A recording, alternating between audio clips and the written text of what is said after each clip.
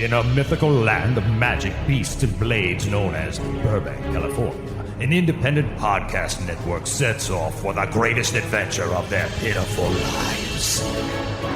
This is Dungeons and Dragon Wagon.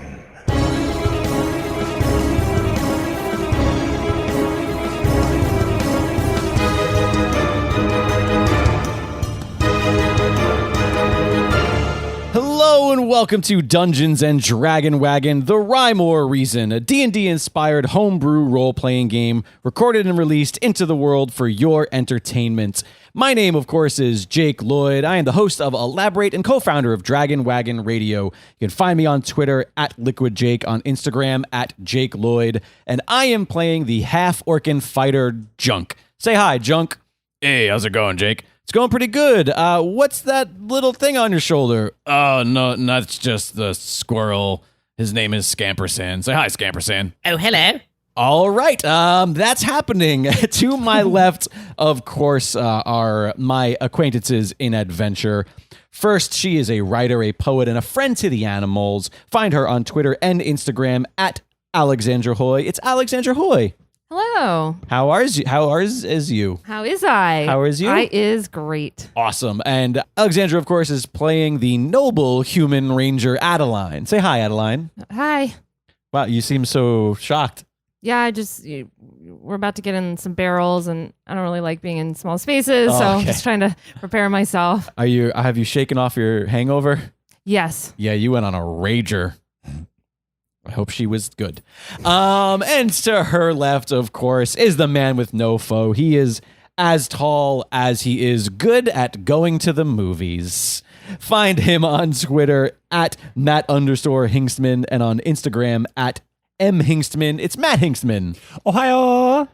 Do you like that? That you are as tall as you are good at going to the movie? I mean, I don't know anybody. No? Not lately. I don't know anybody who's lately. better than you at going to the movies. That's one thing I'm very good at.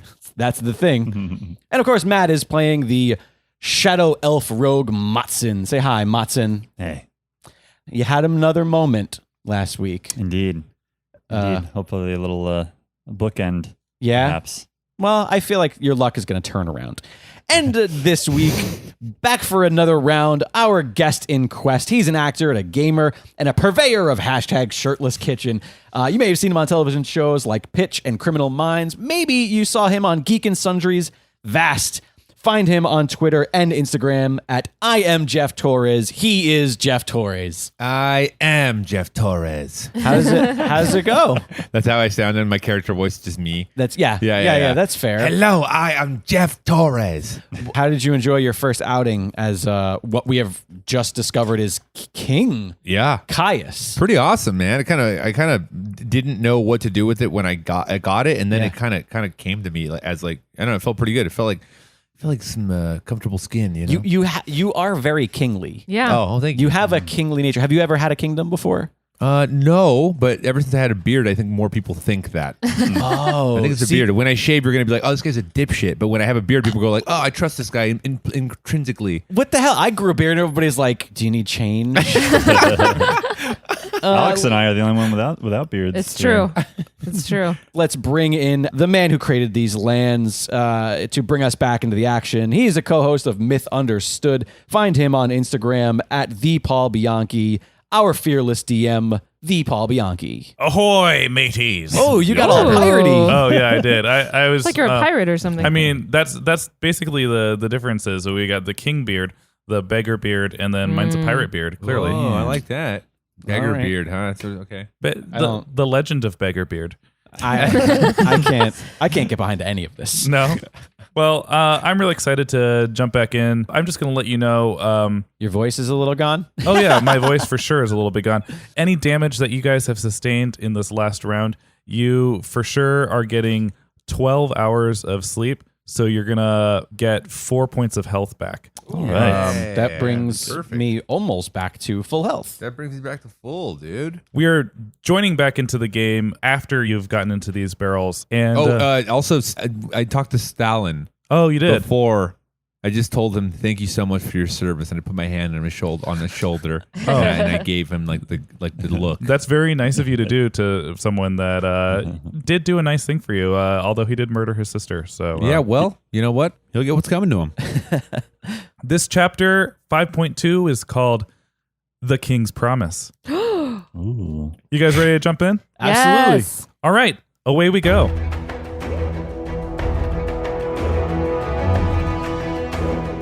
Norrence's castle, Red Anchor Keep, is a marvelous marriage of sturdy architecture and striking beauty.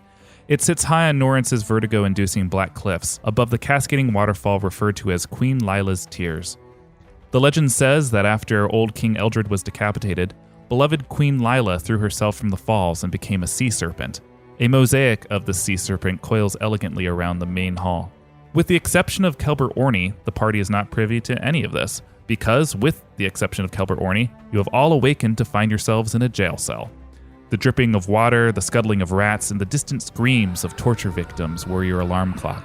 Adding to this rude awakening, you are wearing rags and utterly devoid of anything in your inventory. What happened? Oh, what the hell? Wait, where the hell are we? You guys all right otherwise? Yeah, where's my hat? They got my hat and my warhammer. Where's your squirrel? Scampersand is not at your side at the moment. I want to immediately roll for perception to get a look around. Same, yeah. Adeline as well? 12. 14. Looking around through vertical iron bars, you can see that you are second in a block of 6 jail cells. The first jail cell to your right has a ragged older man curled up in the corner, unflinching as rank water drips down from the ceiling. Gross. Before you is the locked iron cell door. Behind you is a moss-covered stone wall with a window no larger than a standard brick near the top, letting in evening light, and it gives you the impression that you are underground. Below, at your feet, in the center of the cell, is an iron grate with a sewer system below. It is expected that this is where you would pee and poo. Ew. Gross. Matson gets up in Kaius' face and shoves him. What the hell, man? What happened? What the hell's wrong with you? I don't know. I have no idea. We just woke up together. They could have stopped us at the gates. They could have pulled us from there. Or that guy betrayed us. I don't know. Great. Junk looks over at the other jail cell with the person in it and walks up to those specific bars and goes, "Psst, hey. Oh, hello. You guys are up. Yeah, where are we? We're in the capital. We're in Norrence. This is the dungeons of Red Anchor Keep. Did you see who brought us in here? Yeah, a bunch of guards. When? You guys have been out for a while. It's hard to keep track down here, but What are you in here for? the usual. Smuggling, pirating. My name is Joel. Joel, how long have you been here? It's hard to remember. I think 6 days. This is ridiculous. Junk walks over to the front of the jail cell and grabs the bars that make up the door and starts shaking them very aggressively and screaming, "Let us out of here!" Your cries echo down the hallway and return to you in harmonic dissonance. Junk takes a step back. I'm sick of being confined to small spaces. And then he's going to lunge at the door, shoulder first, and attempt to break it open with brute strength. That is a natty 20 plus 2, so that is a 22 if that's a thing. Yeah. Holy shit. Due to your natural 20, the door breaks off of its hinges and Yes. collapses on the ground. Perhaps because they have never attempted to hold a half-orcan before. Yeah. The door could not contain you. I immediately hug Junk in like such excitement. Oh my god, yes! That was incredible. Yeah, piece of cake. Junk stands up off of the door that's on the ground and dusts himself off, and then looks down the hallway in both directions to see if anybody's coming. You look down the hallway and there's no one. I step out in the hallway as well. Wait, where's Orny? Oh yeah, where the hell is Orny? Oh no. We have to find him. I swear if they lay so much as a finger. Junk, hold on. Do we want to stop and think about this before we start running around in washcloths? He's right. We have to find our gear. I'm sure it's being stored someplace nearby. Kaius, this is technically your dungeon, isn't it? Where might they be hiding our gear? How do we get there? Kaius looks at him and he goes, I think maybe I know. Oh, boy. Or not. Critical fail. Why would the Crown Prince ever really go down to the dungeons? No, You had no reason to. No, I actually don't. Junk walks over to Joel's cell and grabs the main bar in the middle of the door, and he's going to attempt to pull that open as well to let him free.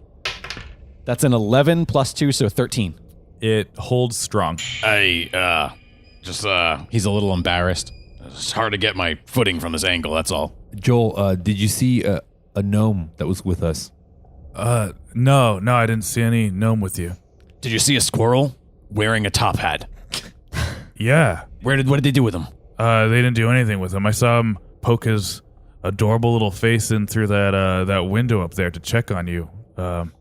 Junk takes a moment to himself very briefly, and then he lifts his hand up and he puts his index and his middle finger on his temple in a very presumptuous way, and he thinks that this is how it works. He's just trying to channel Scampersan. You close your eyes and see the vision of a beautiful fountain. It's from the perspective of Scampersand. He turns and looks towards what looks like the edge of a cliff, and he runs and does a jump. And when he jumps off of the cliff, he lands on a vine and swings around like Prince of Persia Part 4 and climbs down the side of the keep and finds your window and then sticks his head in through the window and is like, "Oh, hey, boss, you're up." I nod to him as if to say, "Get over here, get on my shoulder." He runs over happily to be on your shoulder. Did you see what happened? How did we end up here? Yeah. When they brought you in through acquisitions, it's like they was expecting stowaways. This pungent purple knockout gas started flooding in through my lookout hole, so I hot-footed it out of there. I watched from afar as they pried open the boxes. You were all fast asleep. Then they all brought you down to the dungeons except for your gnome friend. They just carried the bloke upstairs. Junk conveys that information to the group. I think you might have been set up, Kaius. It would appear so. Could it have been your friend Ballas? No, Ballas is loyal. Must have been Stalin. The brewer? He must have been in the pocket of my uncle. It's not enough for him to sit on my throne, but now he's toying with me. Well, there's also this one guy who looked real mad to see you. Not you, your kingliness, but the rest of you. He had a long silver braid and an eye patch. Well, Scamp says there was a man who recognized us. A guy with an eye patch and a long silver braid. That could be anybody. Junk, the Providence. The guy that we put in the dinghy. Yes, what was his name again? Sir Monteith Winsome. Winsome? Yeah. I want to roll to see if I know that name. 12. In the weeks prior to your body swapping ordeal, Sir Monteith Winsome washed up on the shore of King's Promise in a dinghy. As the brother-in-law to your Uncle Sembard and a noble from up north, he was welcomed and cared for with open arms. His survival at sea was lauded as a miracle, but that's all you know of him. Well, in any case, we really need to get out of here. We need our gear immediately. Junk begins to walk to the main doors, and I want to roll a Sixth Sense to see if there's somebody on the other side or if there's hidden danger. It's a 12.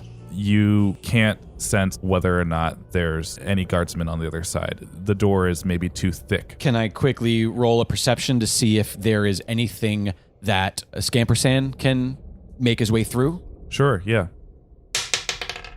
13. The door is completely solid. I don't know how we're going to get through this door. Junk, do you think maybe your squirrel could go get the keys somehow? I don't know if he's stealthy enough. First off, he's very stealthy, I will have you know. Okay. I suppose you can try. Hey, Scamp. Aye? Head back out the way you came. See if there's any other way into the other room beyond this metal door. And maybe see if you can find us a key or just a way to get out. All right, yeah. And while you're out there, see if you can find out where our stuff is. So I send Scamp off to try to accomplish that errand. You guys, there is another possible option. What? There was a hole in the bottom of our cell. Do you remember? Oh. I walk over to the grate over the sewer, for lack of a better word, and I try to yank the cover off. 17. From years of extensive use, the grate is rusted on the sides, and with a strong yank, you successfully dislodge it from its frame. It is a large enough hole that Junk would be able to squeeze through from corner to corner. However, it appears to be a good 20-foot drop into nasty water below. You would survive a drop with little to no injury, but would not be able to climb back up without the use of a grappling hook. My lord, now's your time to lead. As Matson is implying that Kaius should jump down the sewer. I want to check in with Scamp and see if I can see where he's at this point. Yeah, so Scampersan is running through the beautiful courtyard of Red Anchor Keep past an ornate central fountain. Catching his eye in the northeast corner is Kelber Orny. What? Kelber Orny is wearing a plush white robe, slippers, and a cucumber and vanilla bean face mask. Oh my god. He is currently walking downstairs, looking like he's about to treat himself to a relaxing evening at a spa. There at the... Oh my god. Classic. That bastard. Son of a And bitch. Scampersan takes note of this before making his way downstairs to the entrance of the dungeons. As he continues, he finds a small overnight jail to the left for petty criminals, and he continues on and is nearly stepped on by a jailer as he runs into his office unnoticed. In this room, behind more locked vertical iron bars, he spies your equipment. He spins around, deciding to scout the remaining rooms. He finds next what appears to be the torturer's office, followed by a lab that looks like where the Archmagus engages in magical experiments. This room has French doors that open to an observational balcony. Looking through the doors, he can see below into a muddy, wet pit, perhaps due to a connection to the sewer system. Ah, gross. More importantly, in the pit, there is movement, red, glowing eyes, and a slick, black, spiny tail. The pit is home to a vicious manticore. Can I roll a knowledge check to see if I'm familiar with the manticore? Yeah. 11. You've heard tales of manticores before, and it's a frightening creature to behold. It is part cat, part scorpion. To your knowledge, they are extinct. Junk turns to the party, puts a little smile on his face, and goes, "We're going to have fun here, guys. What? What did you see? It looks like Scamp found our stuff. Great. I don't know how he's going to help us retrieve it, but there's also a manticore on the premise. You're sure it was a manticore? Sure as I could be to see a beast I've never seen in person before. Archmagus is practicing a dark magic here. We need to stay away from that thing. Scampersan's tour continues. He runs toward what can only be the torture chamber, complete with an Iron Maiden, a breaking wheel, and a stretching rack. It looks like they have some stuff like they did at the basement of that bordello here, too. Additionally, in that room, there's a man attached to the rack. He is clad in bandage wraps around his groin. The state of his body says he's been through a lot. Finally, the last door in the hallway is a big-ass, heavy, locked iron door. I think to Scamp, assuming that that's how this works, to see if he can't locate the keys to this specific door. He recalls having heard the jingle of the keys earlier when he was nearly stepped on. He runs back to the jailer's office where he finds the jailer, a husky man leaning back lazily in his chair. The keys are dangling from his belt, belching and scratching his tummy. He is all but eating a donut. All right, so I'm going to roll on behalf of Scamp to see if he can steal these keys without getting caught. God, I hope he doesn't die the first time I've used him. Oh, man.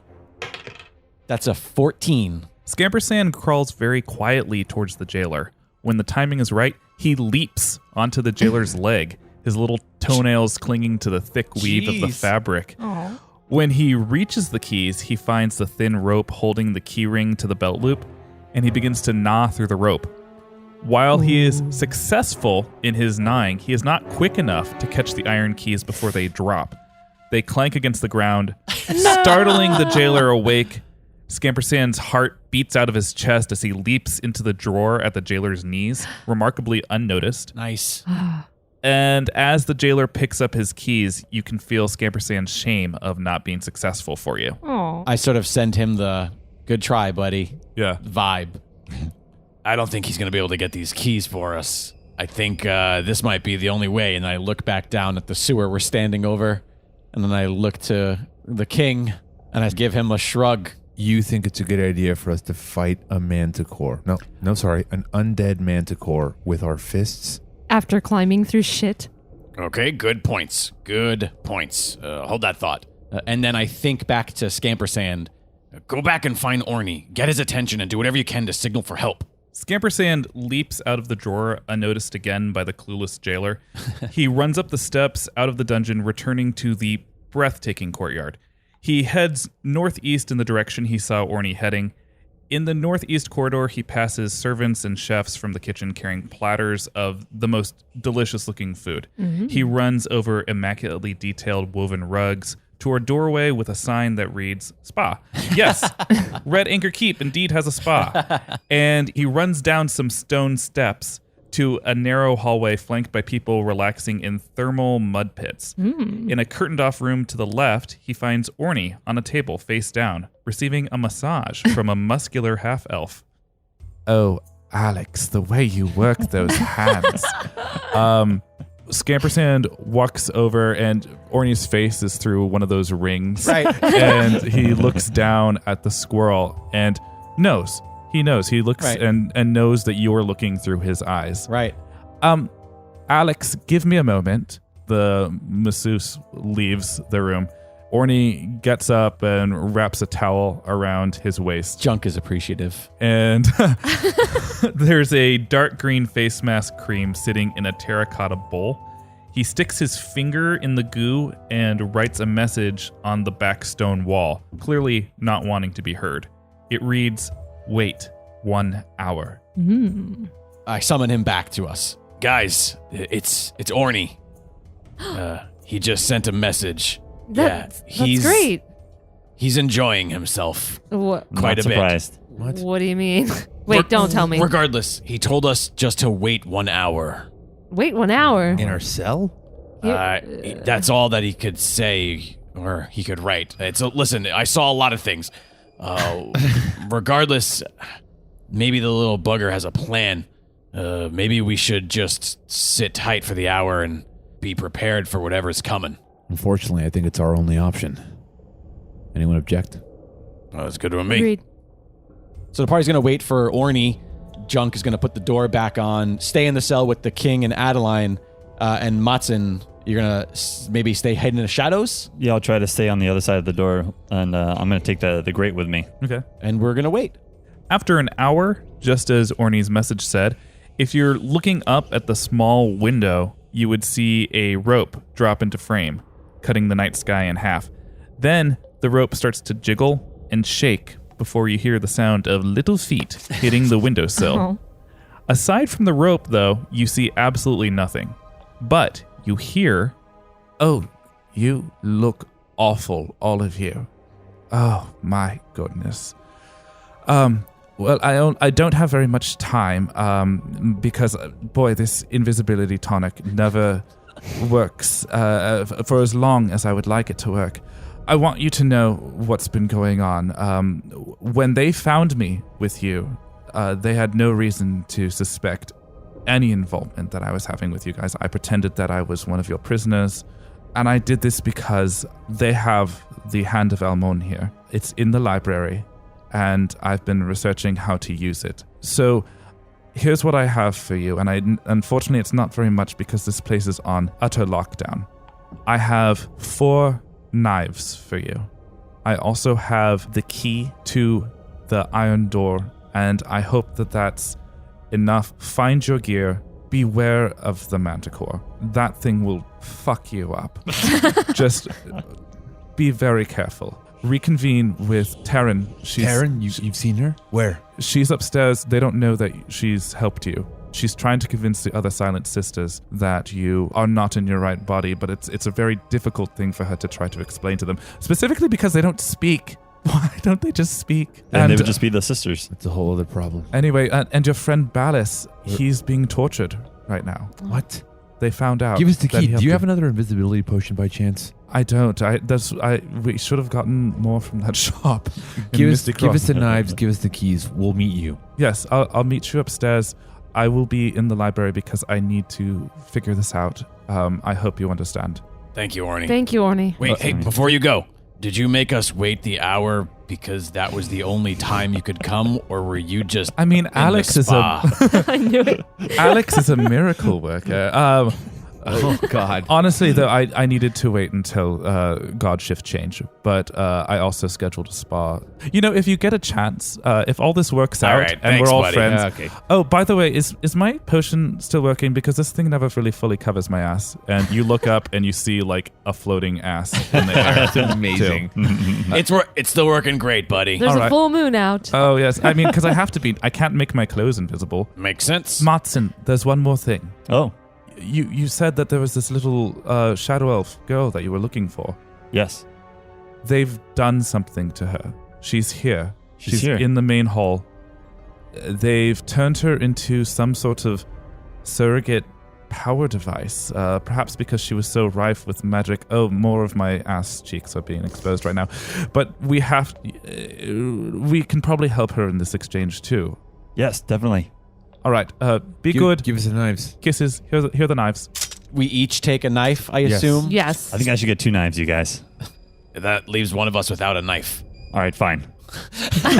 Excellent. So then we walk to the door.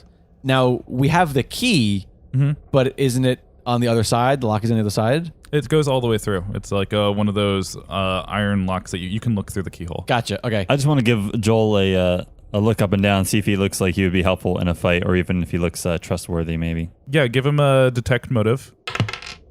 That's a 12. Joel is a nasty pirate, but he just all he wants to do is get out of here, and he has no reason to betray you in doing that. Guys, what about him? Another set of hands couldn't hurt. I walk up to him. Joel, what are you in? Were you said smuggling? Smuggling, yeah. What were you smuggling Weapons for? for the Sibilants. How'd you like to get out of here? Oh, that would be great. Well, you're going to come with us and you're going to help us fight. And then you're going to get those weapons to the Sibilants. Thank you very much. You're a nice papa. Yeah, exactly. And then I just take the key. Yeah, it's a skeleton key. It works on the Great. door. Joel, or Deadeye Joel to his friends, stands, and he's got a scraggly beard, and he's blind in one eye, tanned, very leathery skin from being out on the high seas, and he's like, hey, let's go. Let's crack some skulls. Joel, you good with a knife? Yeah, I'm good with a knife. Take mine.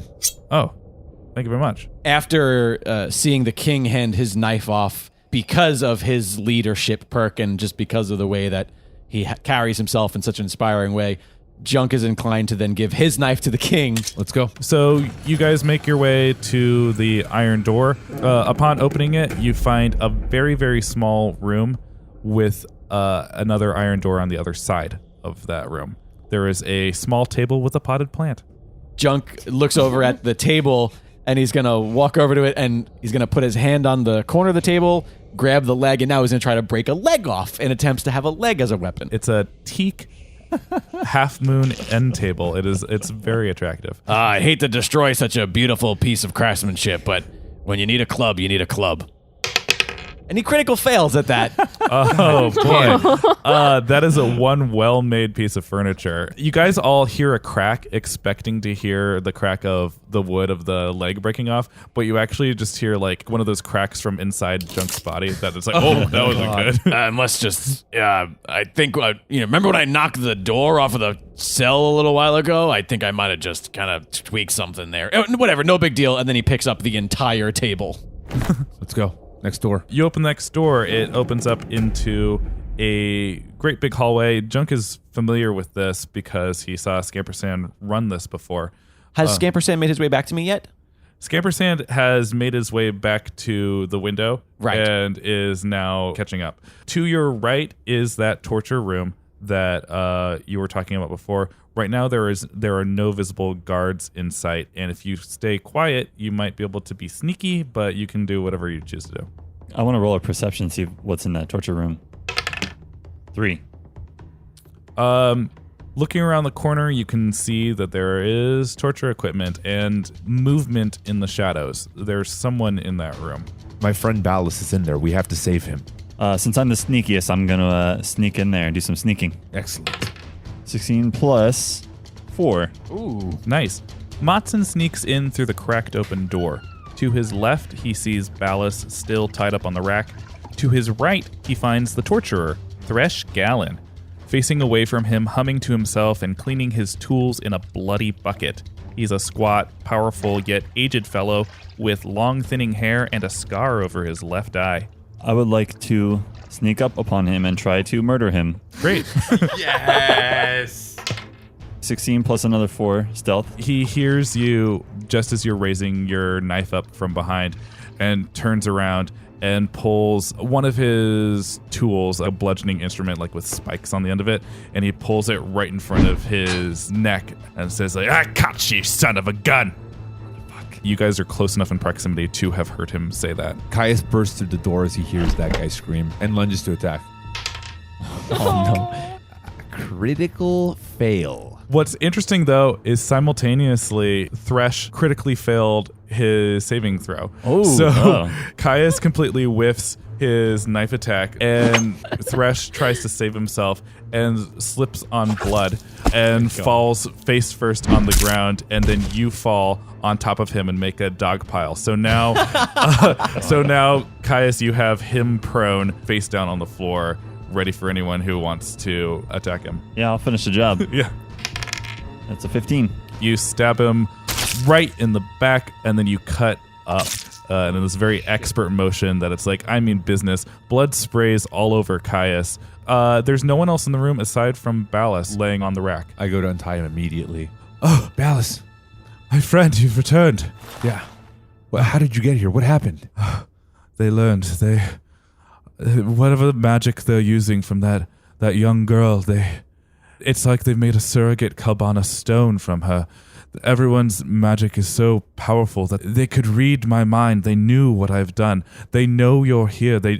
It's how they found you. Do they know what I look like? They already know what They body know I- who you are now, yes. Oh, no. They were holding you there because they were going to feed you to that beast that Philemus has raised. The Manticore. The Manticore, yes. Ugh. How are you? Can you come with us? Are you strong enough to come with us? I feel 10 inches taller, but I suppose that's just what the rack does. Old friend. I'll need a moment, but I need to make them see. I need to change you back right in front of. They'll never believe otherwise. Well, come with us. Can I lean on someone? Yes, you can lean on me.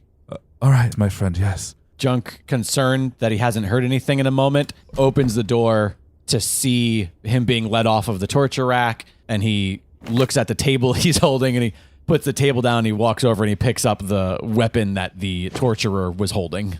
Yeah, it is a short, spiked club that seems right up Junk's alley. When Junk picks it up and turns around, he looks at where he put the end table down and realized that it kind of wasn't like good feng shui. So he sort of like repositions it in the corner of the little torturer's office. Yeah, that looks nice there. Yeah, nice job, chap. Scamper Sand has returned and is on your shoulder too. So Adeline pokes her head in as well and sees the man laying there and Junk kind of arranging a table for some reason. So she goes over to the dead torturer and starts searching him. You find a small pouch, and it jingles as if it's coins. You open it up and discover that it's teeth. Oh, It gross. seems like he keeps little trophies from the people who die on his table. Well, I'm glad this guy's dead. I'd like to look around and see if there's anything else that can be used as a weapon. Yeah, Thresh had an extra large pair of garden clippers that he used for cutting off toes. There's also a fire poker, an oil lantern that could be swung to set something ablaze, and a little bladed fan like the one Katana uses in Mortal Kombat, but it's like a fourth of the size. I grabbed the fire poker. Okay. Ballas, Yeah. you said you saw the elf girl? Yes, they brought her from up north. Beautiful little girl. It's a shame what they've done to her. And she's in the main hall and they're using her power? Yes, they said that she had a high propensity for magic, and they found a way to condense her, like turning coal into a diamond. They've turned her into a stone. I believe the process could be reversed, but it's outside my realm of understanding. Kaius, I know you want to be back on the throne, but if this girl falls into the wrong hands, it won't matter who's king in Norrence or anywhere else. It won't matter if the gnomes are stopped or not. Finding her, securing her is the utmost priority. Matson, are you going to tell us who she is? All you need to know is that she's special. Like Ballas said, Even though she's just a child, she wields great power. Power I must protect. We'll save her. I put my hand out to him. It's a king's promise. Hey, we should get moving. We continue on Yeah. out of the torturer's office through the next door. As you start to walk by the next room, the Archmagus' lab, your sixth sense immediately comes into play. The door is open and shadows are bouncing off the wall that indicate a presence inside. Junk points to the room and then puts his finger up as if to say there's one person in there based on the information that his sixth sense has just sort of initiated. Yeah. And gestures as if to say, like, let's leave this one for now and move on. Sure. Got it. I nod. Yeah, we all nod, yeah. We continue to the next. Roll a stealth check for walking by this doorway unnoticed. I got a 10. I also got a 10.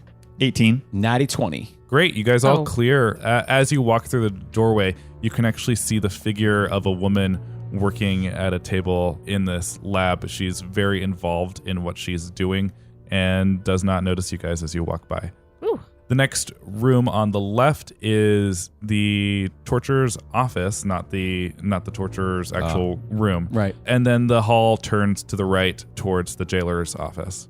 Junk does the best he can with his boomy voice to whisper, I think we should find our equipment before anything else. Agreed. Have you seen it?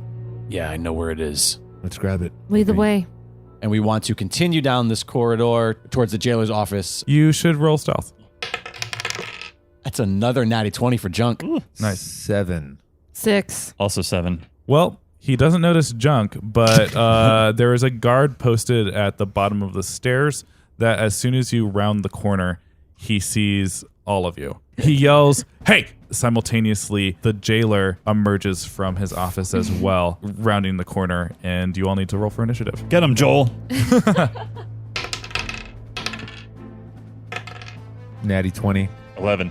9. 5. Kaius is first. Kaius also has Ballast leaning against his shoulder. So what I'm going to do is I'm going to lean Ballast down and then just turn with my other hand and smash the hot poker into the jailer's face as he comes out. 16. And roll a d6 for me. Wow, that little poker is a D6? 5. The jailer is completely caught off guard by this. He just walked out and is struck very much like a buffoon. Boo! What was this? Gets knocked backwards into his room, taking that hit, and Ballast gives you a thumbs up from the ground. So the jailer, despite being bludgeoned and knocked out, he bounces back up. He's sort of a hefty man, so he bounces quite easily. He has a short flail, and he swings it around out of the door frame blindly and misses Kaius as he swings wide with his flail. Matson gets to act next. I'm guessing the guard looks more deadly than this jailer does. Yes. Can I still do my jackknife attack? Just one knife? Sure. I'm going to do that with my one knife. And that's 11. 2. Matson manages to skulk into the shadows and awaits the guardsman to have his back to him so that he can strike him when the moment is hot. It is Joel's turn to act next. He runs at the guardsman with his knife out. He's ready to do someone dirty and just like shiv them like he's in a prison fight. He runs at the guard and strikes him for a solid 2 damage, just right in there between the plate armor that the guard is wearing. Now it is Junk. Junk is going to raise his newly found club high over his head and wants to bash the guard as hard as he can right in the back of the head. Great. That is a 16. And what am I rolling for damage for this weapon? That's a 6. It's a 6 for 3. You only do 1 damage Oh. with this attack. The guardsman is wearing a plate helmet that protects him from Holy shit. heavy attacks from behind. Damn it. Next, it is the guardsman's turn to attack. Joel is standing right in front of him. He hits him for a heavy 12 damage and murders him. Oh my god! Joel is off the playing field. He just swings expertly and just cuts against Joel's stomach. He has nothing to protect him. These rags are awful, and his intestines just spill out onto the ground. And he turns around, and he does a shrug to you guys as he falls. He's like, well, tried. Now it's Adeline. Adeline tries to roll over toward the jailer and just take her knife and just get him dirty style right in the balls. That's a 16. 2. You indeed get him right between the legs and skewer him where the sun don't shine. He is, because of that very particular place, he is not dead, but he is incapacitated as far as this battle is concerned. He's just kneeling on the ground, a pool of blood forming between his legs. He's not a happy camper. You'd think that it would be Kaius' turn next, but this commotion brought Adept Margera from the room where she was studying. She is holding a short staff. Witnessing what just occurred, she is horrified to see what Adeline has just done to her jailer friend. She holds her short staff up in the air, and it conducts electricity, and it shoots a lightning bolt down at Adeline for 2 damage and also causes paralysis, so you lose your next turn. Now it's Kaius' turn to act. Yeah, I'm trying to disarm her. I'm trying to take that staff out of her hands. 7 for 6. You strike at her hand for 2 damage. It does not disarm her, but she gets what you're trying to do, and she looks at you like, rude. This is my weapon. Matsun emerges from the shadows, whips around, and strikes backwards behind him with pinpoint accuracy right between the plate armor where it meets the chain for 4 damage. Yes. Nice, dude. Now, Junk. Knowing how heavy that plate armor is and knowing that maybe a straight shot at him won't do much damage, Junk is going to take that club he has, and he is going to try to baseball swing the back of his legs, like the back of his knees, and attempts to sweep them out from under him and drop him to the ground. Okay. 17 for 6. Junk attempts to do this really cool thing. The guard is so heavily trained and is so used to people attacking him this way that he sidesteps over and then shoulder blocks Junk with a riposte for 1 damage. Damn it. Holy shit, dude. Damn. The guard says, "This is your last warning. Go back to your jail cell. Let us feed you to the manticore, and no one gets hurt." Well, we will get very hurt if we get fed to the manticore. He goes for a swing against Kaius. As he does, a familiar face emerges.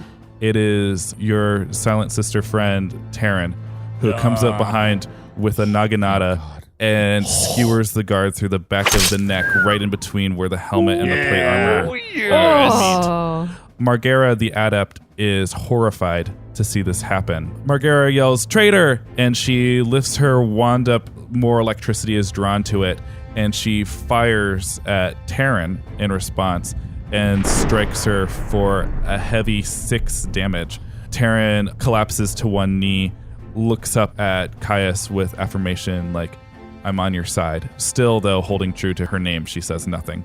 And Kaius gets to act next. Dude, I fucking smashed this witch's face in, dude. 9. Roll for damage. 1. You definitely strike her in the face. Her nose starts bleeding. She's holding strong, but she's also realizing at this moment that she's incredibly outnumbered. And instead of fighting you, she runs back to her office and closes the door, and you hear a lock. I go to Taryn and lift her up immediately. She takes your hand in her hands and kneels again and kisses the back of your hand. Please, stand. It's good to see you, my friend. Adeline gets up and groggily grabs the keys off the jailer and then makes her way over to where the gear is being kept. That is inside the jailer's office per Scampersand's scout earlier. Yes. And it's very easy for you to use the keys to go in there and retrieve all of your inventory. Yay! Great. I tell Taryn to take care of Ballas. And she does. She holds him, and Ballas seems to have some sort of unspoken communication with her. Taryn says that they're all gathered in the main hall. That's going to be where we'll have to pull this off. I believe that Terran will be able to sneak me in, and if you guys find your way there, then I should be able to transfer you back into your body if I use the very core fundamentals of my strength. Will you make it? Terran looks at you and looks at him and nods, like, I'll get him there. Okay. We'll meet you there. And so Terran and Ballas take off, leaving you guys alone in the jailer's office. Junk is picking up Joel, his body, and bringing him into the jailer's office, props him up in the corner and, closes his eyes for him. His blinded eye was so damaged that when you try to close both of his eyes, that one just pops back open like a broken baby doll. Like it just Wow. I want to drag the jailer inside the rooms to get rid of at least some evidence. And we are all redressing ourselves and Yes. putting all of our gear back on. I take the club that was utterly useless to me and I chuck it into the corner of the room because I was aggravated that it didn't do anything. Give me a clumsy check. Oh, no. I love it. 18. It lands and sticks the landing perfectly as if someone leaned it up there nicely. Perfect. I go back to where the torture chamber was, and there was a lantern in there, right? Yeah. I go grab the lantern. Okay. Yeah, and extra oil or whatever it is that it has with it, and I bring it with. Well, while our uncrowned king here was retrieving that lantern, Junk was pulling the desk from the jailer's office and barricading Margera into her room. Okay. So that she can no longer escape. Let's roll an athletics check. 16. You were successful in barricading Margera. Awesome. So now we're back and we're all meeting and We're heading to the main hall now. Let's go. Just follow my lead. Lead the way. So we walk up out of the dungeon, right? Mm-hmm. Okay, we go to the right. It's very easy for you to cling to the shadows along the right side of the courtyard. Sure. And ahead of you, beneath a set of arches, are a pair of double doors that lead to the Archmagus's audience chamber. To reach the king's throne room, one would have to travel through this audience chamber or go around via the corridor to your left. So we make our way to one of the two main doors to the meeting room just before the throne room. Okay, there's a door on the opposite side of this room. This one and that one are the only two ways in or out of that room. I want you to head back down the hallway and around to the other side of that door, then wait for my signal. You'll know it when you see it. Junk looks to Adeline. Good enough for me. I nod and follow as well. Just leave your scroll here with me so it can signal me when you guys are in position. Yeah, you heard him, Scamper saying, go hang out with the king for a minute and give him our signal. Oh, wait, you want me to sit on him? A non-follower of Rasa? I mean, I'm not... please. Oh, all right. Anything for you. And then he boops you on the nose. And then he scampers down your arm and then leaps onto Kaius' shoulder. And we eventually find our way into position. And I signal to Scamp to signal to the king that we are indeed in position. Scampersan looks over to Kaius and gives you a nose twitch. That's his way of telling you that they're there. Once I see a signal, I ready the oil lantern I took. Then I open the door and quickly chuck the lantern as hard as I can into the room, towards one of the tall curtains. When you open the doors, you can see that there are people inside this room. Older nobles, but they don't see you as much as they see the lantern flying into the space. You aim for the curtains on the right side, which causes an immediate panic because the curtains that you are quite familiar with are so old and dry. Yes. And they go up so quickly. Great. And everyone's having this grand commotion. You just close the door with a smile on your face because this is fun, and you also know, given the layout of the castle, that if they stick to the center of the room, it's such a large room. People who are probably going to be fine. Right. Sure. I don't think that you're going to murder anyone by doing this activity. Great. Assuming that throwing fire was the signal, Junk reaches for his set of doors to pull them closed. As you pull them closed, you notice Sir Monteith Winsome among the nobles running to your set of doors for an escape. They all stop running when they see an imposing half-orcan. Yeah. And Monteith snarls, "Hey, where's my money, you fuck?" Oh! Junk waves excitedly at Sir Winsome, almost sincerely like he's seeing an old friend, and then he's going to slam the door closed and grab the shovel that he still has on him, pull the shovel out, wedge it in between the two handles to lock the doors closed. And you can hear Monteith through the door. "No, wait, I take it back. Open the door." Junk makes a big eyebrow face like, haha, that sucked for that guy, and then looks over to Adeline and Matson as if to say, like, hey, that was a good plan. I give him a thumbs up. And then I turn around and I gesture to what's in front of me, which is the great doors of the throne room. Great. And we're waiting for the king. I run back, I meet them at the throne room, and I look at them and I go, don't worry, they'll be fine in there, but it'll keep them distracted. As soon as I open these doors, I think all hell's going to break loose. This is where I am, which is weird to say, but... Understood. As the king turns around to face the throne room, I give a nod to Scamper to jump back onto my shoulder. Which he does. And then I grab my warhammer. Matson draws his daggers. Adeline readies her bow. Kaius grabs his trident in one hand, net in the other, looks to the party. Are you ready? There in the corridor, the sound of crackling flames and muffled cries behind you, you all stand together now as a united force. Awash with the thoughts of your forthcoming actions and executions, you stand before the imposing throne room door. I just brazenly open it. When the door opens, you can see the coiling mosaic serpent on the walls of the throne room, weaving in and out behind rust and teal-colored tapestries. Drawing your attention like a beacon is the body of Kaius Falchion III, inhabited by the mind of Sembard, seated on his golden throne. To his right, in a flowing robe with balding hair, is Archmagus Philemus. He stands guard beside a pillar where a large, mysterious egg-like object floats, black with red veins. It glows red. Matson immediately recognizes it as the presence of the Shadow Elf girl. To the false king's left is Kelber Orny, reacting with a peculiar look to the party's arrival. He holds in his hands gingerly the hand of Almon. Immediately before you, however, in a threatening line with naganatas drawn, are 16 silent sisters. What? Taryn stands among them, playing her part, but in her eyes she shows Kaius that she stands still with him. Then, the Archmagus, full of bravado, speaks. "Oh, I see our king has returned, and he's brought friends." That man's an impostor. I'm here for my throne. Yes, it's a very difficult thing for you to convince anyone of, the ravings of a lunatic beggar. If I must, I will kill him and take the throne as I am. Do you hear that, sisters? He threatens your king. Did you hear that, sisters? He just confessed that I'm actually the king. I don't believe I said that. That's exactly what you said. He's a raving lunatic. Listen to this man. Where are the guards?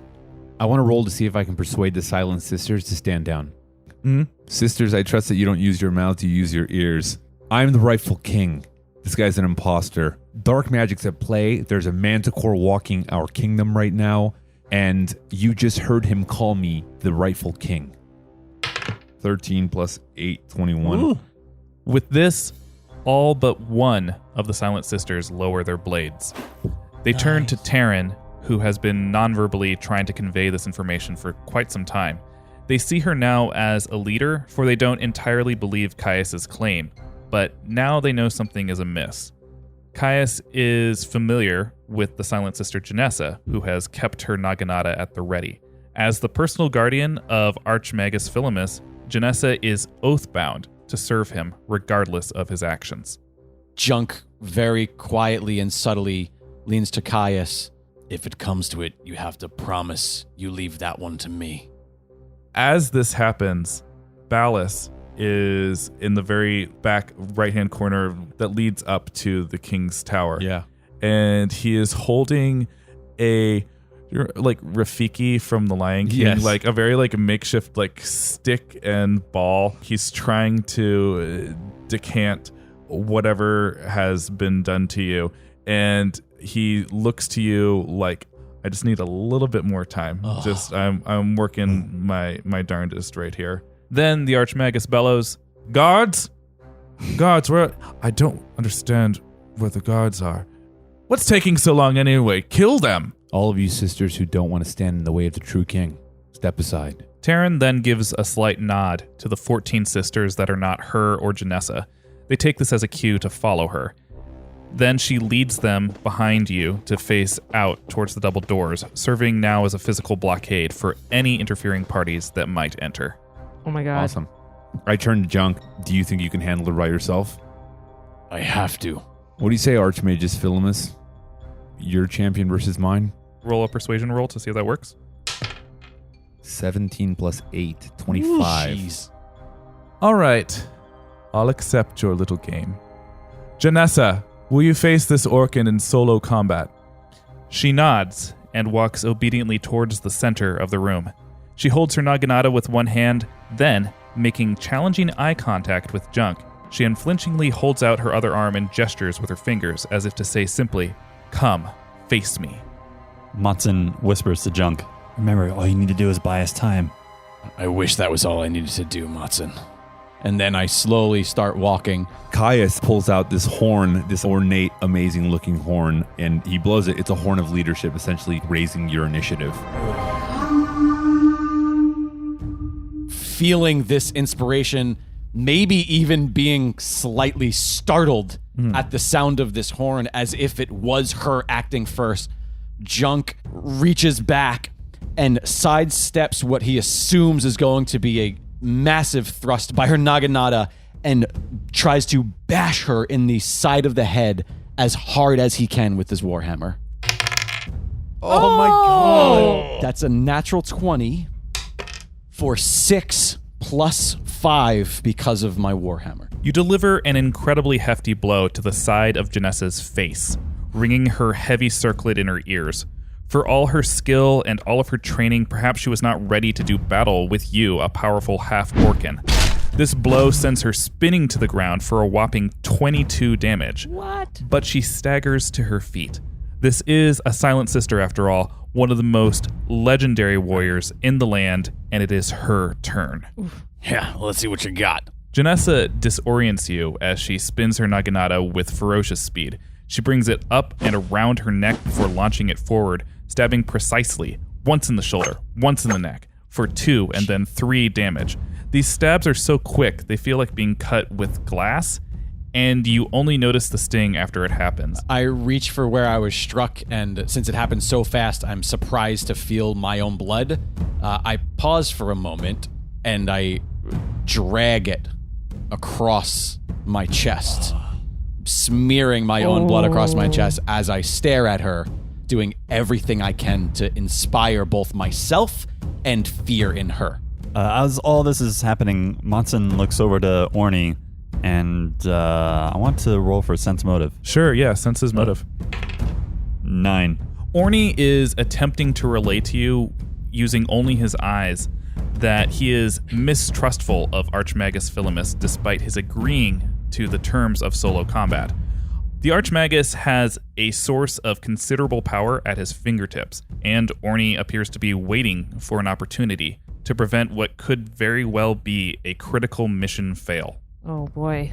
So with his new war paint, so to speak, Junk is going to try to fake out Janessa and lunge like he's going to strike in the same way he did before, but instead he's going low to the ribs in an attempt to armor break. Oh! Shit. That's a critical failure. Janessa's seen this fake out maneuver before. She does a back handspring. She ends up on her feet again to show you, this is how much I've been trained, bitch. You're not going to be able to take me. Junk looks at her, frustrated just because he knows how important this is. And to himself, he says, "Damn it, Raza. If you want this, help me." Oddly, when you think that, it's like Scamper Sand has heard it. And he says this to you. Well, if you want to cheat, just give the word. Janessa, still rattled from that crushing blow to her head, attempts to thrust with her naginata, but she stumbles and instead makes contact with the plush rug between Junk's feet. Stop messing around, Janessa! Finish him! Junk circles her, takes a moment, thinking that maybe she might be a little bit better at this defensive things. He was a little bit cocky after that first shot, of course. Yeah. Grabs his warhammer kind of low, and right as he's about to swing for his next attack, whispers to himself with the intent of Scamper saying, hearing it, "Do it." 9 for 8 plus 5. So Junk swings his warhammer with precision up and around his shoulder before delivering a blow to Janessa's armor-clad shoulder for a hearty 6 damage. Nice. During this time, Scampersand scampers, as he does, up the side of one of the tapestries. And then he does an amazing flying squirrel leap, despite not being a flying squirrel, towards one of the center dangling chandeliers. Right. He runs along and he drops a very heavy beeswax candle. As Janessa is preparing her next strike, she's about to slice down on you, and actually the candle falls right on her blade as she's cutting, and she fruit ninjas it and cuts it in half, but it throws her off enough that she again does not make any contact with you, and the candle falls on either side of her, and she looks up stunned. What was that? I want to do a perception check. Sure. In case you see that. 13 plus 3. You clearly see that happen, and you see that Scampersand is trying to assist his master. I immediately take that moment and distraction, and I am thrusting forward, going once again right for her face, and I want to armor break anything she's got. This is another one of those like all or nothing shots, utilizing this distraction to the best of my ability. 3 for 8 plus 5. Janessa ducks your attack. You glance off the top of her head for 3 damage. Damn it. Pieces of her hair actually wisp off in this moment because of just the friction burn that you give her from this contact. During all this craziness, Monson reaches into his cloak to grab onto the onyx skull. Kelber Orny sees you reach for it across the battlefield, and he opens up his robe and accidentally exposes his nipple, and then he's like, no, it's the other side, and then shows you the onyx skull that he has in his possession. And given the amount of time that has transpired during this fight, the magic that Magus Ballas is attempting to perform starts to take effect. A lilac-colored glow pulses from his instruments. That pulsing echoes in the chest of the false king, and he looks to Philemus in horror. But before anything more can happen on that front, Janessa does another double strike, cutting junk across his chest, then his gut, for 3 damage. God damn it. And as soon as that happens, Kaius feels the lilac-colored pulsing in his chest as well. It's a sensation that feels akin to dying. Your soul is trying to escape your body. Taryn notices this and offers her shoulder to lean on in your weakening state. I just kind of look at her and nod gratefully. She looks at you sadly because she's not entirely sure whatever Ballas is attempting is going to work. From the corner of his eye, Junk sees the slight commotion by Kaius and assumes whatever is going to happen is going to happen soon. And so with his window to kill this silent sister closing, he swings once more with all of his might horizontally at her midsection, not just to break her armor, but also to break her ribs and her spine, if he can. Bone die. That's a 16 Great. for 8 plus 5. Yes. You strike the side of her hip at the very juncture of her lower armor, tied by a crimson cord. Ooh. Broken there, it loses functionality, and Janessa takes a heavy 13 damage. Nice. She's angered to see it broken, and she rips it off, exposing her blue and black underwrappings. Hey now. Figuring at least she'll be more dexterous now. Immediately when her armor hits the ground, souls in the form of energy shoot out from Kaius and the false king's mouths. Kaius' soul reunites with his body through his mouth. Sembard's soul reaches the beggar's body, but discovers it has nowhere to go, as it is not the proper body. Sembard's soul floats upwards and dissipates. The beggar, however, goes limp and falls at Taryn's feet. Kaius, now reunited with his own body, regains consciousness. Kaius looks down at its body, eventually reaching up and feeling his crown. He just inhales a giant breath of relief. Also in this moment, Archmagus Philemus is incensed by the magic that Ballas just performed that reversed his dark spell. He abandons the egg, lifts his robe to allow himself to quickly run to Ballas.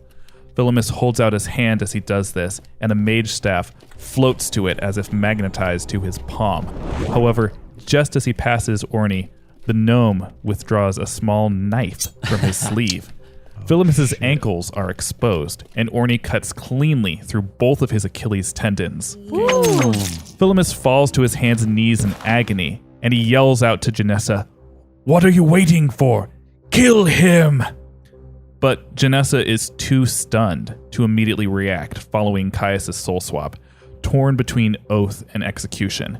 So Junk gets another shot. Junk wants to take this moment of distraction and this additional chance. He's going to drop his warhammer and lunge at her head, grab it, and incredibly reluctantly, so much so that there is a tear forming in his eye, say, "For Rasa," and try to snap her neck. 6. When you reach for Janessa, she reacts like the skilled fighter she is, holding out her naginata before her. But Junk wants to end it. He allows the naginata to impale him through his side for 4 damage. Then, gripping her neck firmly with Orcan strength, you twist your hand to break Janessa's neck. And right as that happens, Kelber Orny has crawled over on top of Philemus and has slit Philemus's throat with his dagger. Woo! Philemus collapses in his death, and Orny drops the knife. He turns to Kaius and then looks to Junk in the center of the throne room, a similar look of unease that he gave you at the beginning of Chapter 5. Junk collapses to the ground with her body. He pulls her naginata out of his stomach and doesn't even flinch because the pain of that doesn't really come close to how upset he is at himself. Monson runs over as fast as he can and scoops up the egg. When you hold the egg close to your body, it feels similar to being in the presence of a Cabana stone. However, this feels discernibly like the magic you vaguely remember from your homeland. It's magic that belongs to you and all Shadow Elves. Upon further inspection, you feel that from within the egg, it has a heartbeat, and you know now that it is indeed the child you've been looking for. And Monson feels an entire range of emotions here and is in awe to be holding this thing and feeling this right now. Ballas, Orny, Yes. you guys have to be able to do something. Can you reverse it? Ballas looks at you sort of dumbfounded, and he looks down at Philemus. The only man who knew how to do this is laying there dead. I don't know how to reverse this. Orny looks at, I guess I could revive him. I certainly don't want to, though. He was a right bastard. Matson, your journey doesn't end here. You have to find a different way to save her. I'll do what's necessary. And I pull out the horn of leadership, and I look at Junk, but I'm speaking to Matson. This is a powerful tool in the hand of a great leader. And I extend it out to Matson. I can't take it. You refused the gift of a king? You're a king. You're not my king. In spite of himself, Kaius just kind of smiles. He puts it back in his pocket and he walks up to Junk. Junk is sitting now on the floor in what's a pool of blood with the body of Janessa. Taryn has joined you. She's kneeling opposite you. He is tearing his bloodied shirt off of him now and looking at his chest. A warm, tingling sensation sweeps across your torso, healing you as it goes, starting with the most recent stab wound in your side, making its way across the crisscrossing cuts that Janessa made, until finally making its way to your chest. Your chest rebuilds itself, fibers and bones rejoining, until at last your body, as you knew it before, is restored. Can I feel my heart? You can certainly feel your heartbeat. Wow. Junk breathes in and lets a sigh of relief and starts crying. He looks up at Scamper Sand, still up in the rafters, and signals to him, "Don't come near me right now." And looks and sees the king approaching. In the very innermost part of your brain, you hear Rasa's whispering voice. Yes.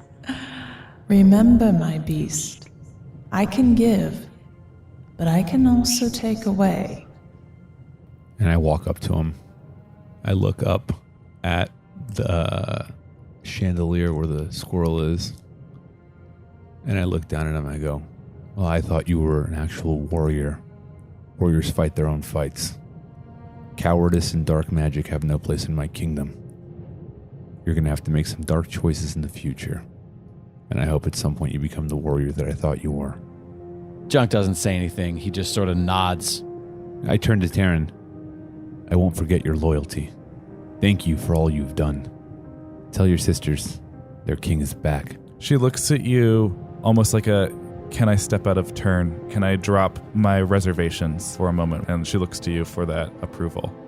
I nod. She reaches over to you and gives you a hug and silently cries tears of joy to have her king back. Aw. As all this is happening, Adeline has just watched it all in awe and walks over to Junk, having seen his heart reform. I guess the flesh kind of like encase it again as usual, and quietly asks, "Are you okay?" Yeah, Addie. I'm okay. I get up off of the ground and I wipe the blood off of my hands using that fabric that hangs from my girdle, and then I hug Adeline. Orny walks over to the king and he gives him more reverence than he's given you this entire journey. He gives you a slight bow and he says, "My king, now that we have assisted you in the way that we promised, I would really appreciate it if you would keep your end of the bargain. The people of Shell's Basin are in grave danger, and your armies would make such a world of difference if you would assist us." A king's promise is a king's promise. Oh, aptly said. There is one additional piece of the puzzle that I was looking for your approval for. I've been studying this Hand of Elmon, which I believe your Archmagus, or former Archmagus Philemus, stole from a temple south of here. I discovered that it, in conjunction with this onyx skull that we carry, could assist us handily with rapid travel. Say no more, Kelber. Consider this a gift. Thank you very much. And so, Matsin, Adeline, Junk, please gather round.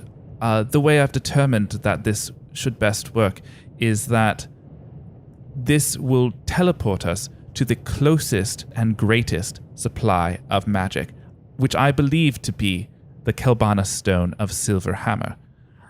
Granted, this isn't without its risks. I have studied the text to my best of ability, but this may require some trust on your part. I trust you, Orny. Me too. If Silverhammer is as strongly guarded as you say, then the girl will be safe there. Great. All right, everyone place your hand on the onyx skull. Junk reaches his right hand in and places it over the top dome of the skull, and then looks over to Scamper and sort of reluctantly gives him the nod of, "Come on, we're going." Scampersand, eager to please, leaps from the chandelier and lands perfectly on your shoulder. Adeline cautiously cups it from underneath or wherever there's a free space. Nice cupping, Adeline. I reach out slowly and there's an excitement on my face and I touch it also. May the blessings of these lands fall upon you, my friends. And with that, everyone repeat after me. Orny is a cool guy. Wait, what? How is that an incantation? Oh, yes, says the learned mage over here. You know, the way that the spell actually works is that we just have to promote unity and say the same thing all together at once. And so, everybody all together now. Orny is a cool guy. With that, the skull, in conjunction with the Hand of Elmon, emits a blinding flash of light and promotes a sensation of dizziness upon you all. When the blinding light dissipates, you feel cool and damp. It's nearly pitch dark. Dripping water and stale atmosphere tells you are in a cave and not beside the Kelbana Stone of Silver Hammer. None of you have any idea where you are. Well, Silver Hammer's a lot more cavey than I thought it would be. This isn't a blast. And I think that is where this adventure comes to a close. Wow. What and freaking epic. Epic. That was a lot. I got legitimately very emotional during that. Yeah. I cried real tears. That was incredible. Jeff, thank you so much, my king. Incredible. Yeah, That was fun, man. So That was a much. blast. King Jeff Torres. That's all I want to say. Make sure you check out Jeff at I am Jeff Torres on Twitter and Instagram. Man, this was... I love playing this game, guys. I know, it's so fun. Listeners, I want you to know that it is currently 2:30 in the morning as we record this. That's how much we love it. And when we started this episode, we were all already tired, and I didn't think that we were going to make it. and I couldn't have had more fun. Thank you guys. I feel more awake than I did when I got here. Same. I'm Seriously. so That was energized. Paul, how much did we earn in XP for that adventure? Oh my gosh.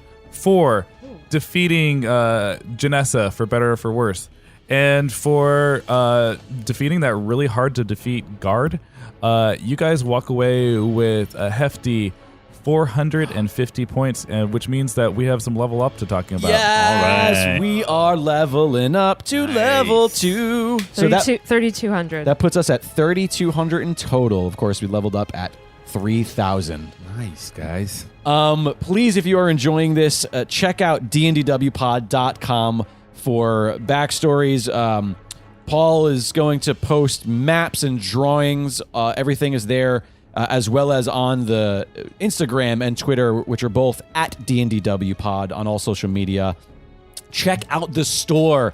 There are awesome D&DW t-shirts. I absolutely love the Shell's Basin shirt that is sort of designed to look like a vintage travel state park shirt. That's really great. Get yourself a Guest of Quest shirt. You too can be a Guest of Quest.